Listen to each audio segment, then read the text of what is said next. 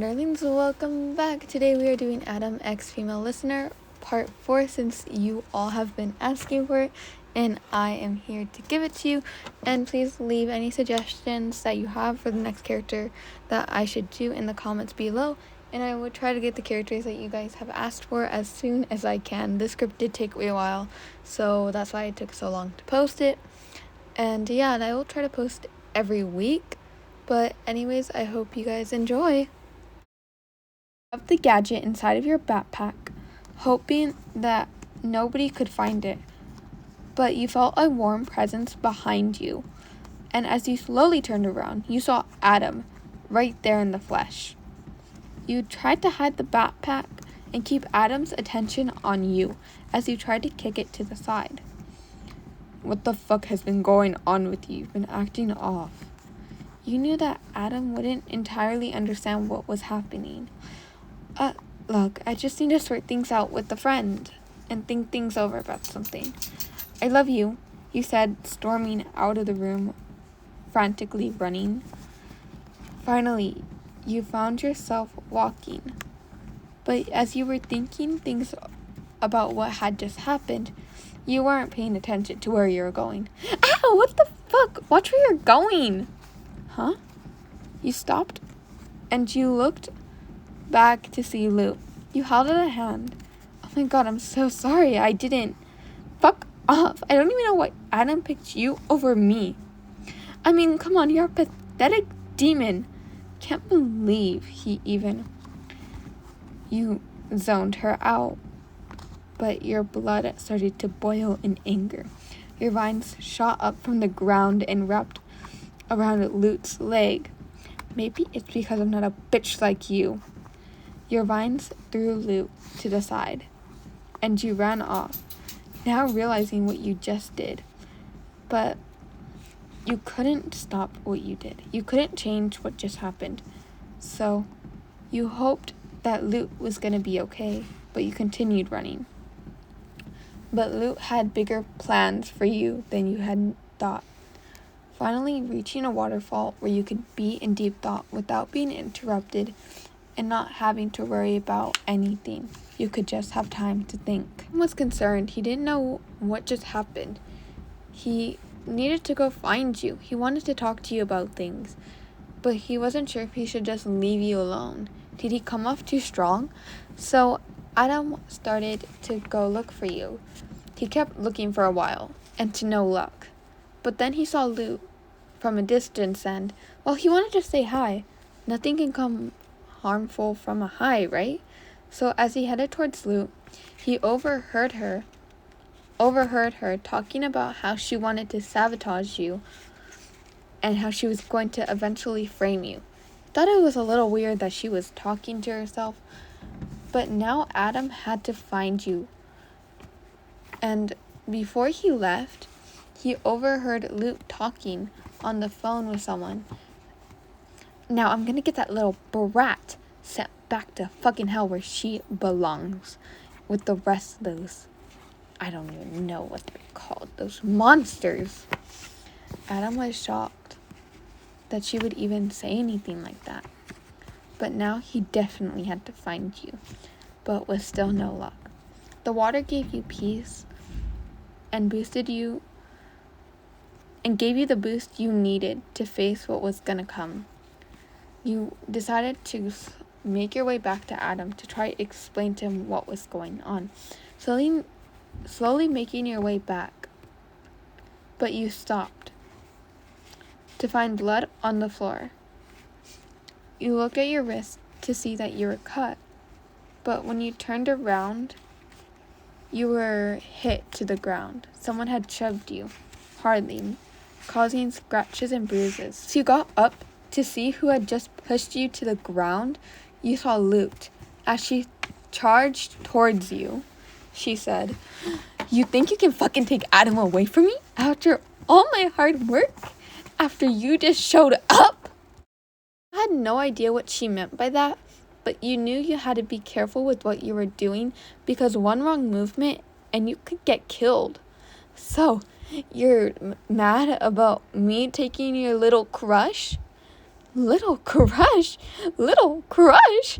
No, he was the love of my life. He could have been mine, but you had to step in and take that away from me, and I'm not going to let that happen. You looked back at Luke.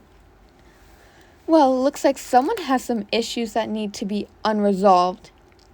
Look, I'm not trying to fight here. I'm trying to be a good person for once. And now I got another problem, which is you. So stop acting like a little child and talk to me about things like a normal person. But it looks like that won't be happening, will it? Your vines came up from the ground stronger than they were before, and you were ready to fight Luke. Other angels started to gather around, forming a crowd to see what was going on. It wasn't every day in heaven that a fight would break out like this. After minutes and minutes of back and forth fighting, you were starting to get tired, but you can also tell that Luke was getting tired. So you needed to get her tired out somehow, or get her to give up, because you can't keep going on like this. You were gonna get hurtfully injured. But you looked away for 1 second, and you got thrown into a wall. That was your last straw, and vines shot towards Luke, finally capturing her and throwing her into the ground. How do you like a taste of your own fucking medicine, Luke? You realized that you had hit Luke way too hard against the wall, so you ran over to see if she was okay. As you held out a hand, Luke looked at you and asked, "Is that one of your other fucking party tricks? Because I'm done with this crap." "What do you mean?" you said, turning around, and you saw a strange figure appeared out of nowhere, and they rushed towards you. But Luke realized that the fight might have been too much, so she pushed you out of the way, getting her slammed into a wall once again. "I have come to collect YN back home." How did he find you this fast? You thought you had a few weeks at least, maybe a couple of days to act. But now you needed to face him. But you didn't know what to do. You hadn't seen him in a long time, and you weren't expecting him to come now. You had to think fast. The only thing you could think of was something you didn't know how to control yet. You ripped off the one thing that stopped you from using your true power, as he threw the necklace down to the ground. Here we go. You felt something grab you as you and your brother got pulled into hell. But once you had reached the ground of hell, you realized that you were in hell now. You could finally fight without hurting anyone. So that's when your hair started to become afloat, and you began transforming into the thing you had hated for years. As you finally were ready to fight him, your brother was still more powerful than you. As you were about to strike him with your vines, you were shoved against a wall. "Oh, so you think you're fucking tough shit now? Okay, I don't understand how a pathetic bitch like you could ever try to fight me." Vines had wrapped around his body, grabbing him tightly and throwing him to the other side of hell. As now, you looked up to realize that you were back where you started. You didn't want to be here anymore. Was there a way for you to go back up? But that's when, before you knew it, you turned around to see a familiar figure. But before you knew it, everything went black. You didn't hear anything. You couldn't see anything. Everything went black. Was this the ending? Was this where you stopped living for good? Would you just be no more? Would you be erased from existence? Would you be double dead? What would happen next? You opened your eyes and began to get your consciousness back.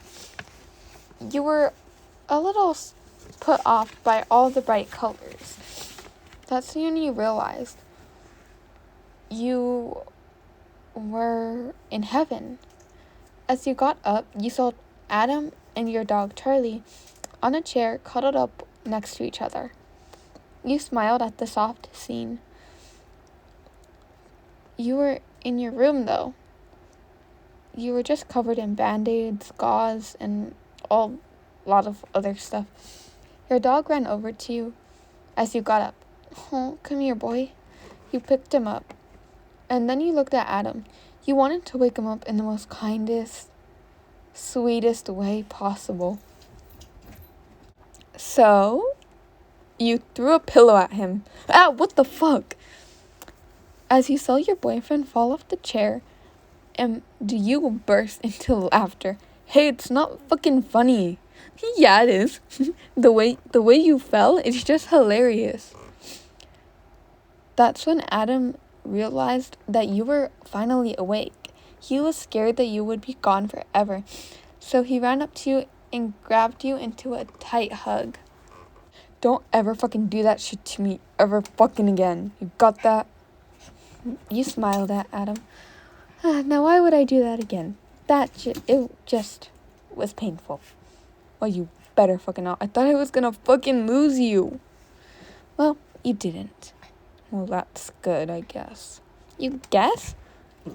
Wait, that's not what I meant. That's when Charlie ran over to you and started barking. Many years later, you found yourself with Adam, Charlie, at a beautiful place. You were at the waterfall, but you didn't want to tell Adam that you had already knew this place existed. As you were just watching the beautiful sight of the waterfall, and as Charlie sat next to the both of you, Adam looked at you and stood up. Can you stand up real quick? Why? Just stand up. Okay. So, you are the love of my life, and you mean the world to me, and I don't think I could spend another day without you, and I really love you. And, I have a question. Will you marry me? I hope you enjoyed Adam X Female Listener while it lasted. That is the end of the series, and I will be trying to get any other characters out to you guys as soon as I can. And yeah, I hope you guys enjoyed.